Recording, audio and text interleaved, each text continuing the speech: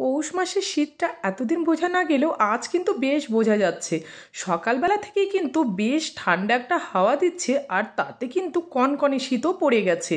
আর এইরকম শীতের দিনে গরম গরম কফি না হলে কি চলে বলো? সেই জন্য সন্ধেবেলা বর আর আমার জন্য গরম গরম কফি বানিয়ে ফেললাম। দুদিনের জন্য গ্রামের বাড়িতে গিয়েছিল বর, আর সেখান থেকে ফেরার সময় এনেছে 4টি ভাপা পিঠে, বনরুটি আর আটা নুডলসের প্যাকেট। সন্ধেবেলা কফির সঙ্গে সেগুলোই খেলাম।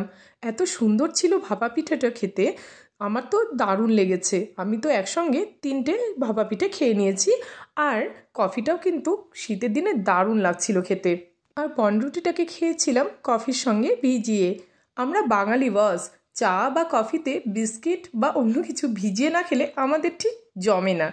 আজ ডিনারে তেমন কিছু ভারী খাবার বানাবো না, কেননা সন্ধেবেলা এতটা পরিমাণ খাওয়া হয়ে গেছে, তাই হালকা কিছুই খেয়ে আজকে রাত্রের ডিনারটা সেরে নেব। সেই জন্য আমি আটা নুডলসটাই বানিয়ে নিলাম, আর দিয়েছিলাম 5টি ডিম সেদ্ধ। আমার বর ডিম সেদ্ধ খেতে ভীষণ ভালোবাসে, তাই ওর জন্যই বেশি করে ডিম সেদ্ধ দিয়ে দিয়েছি।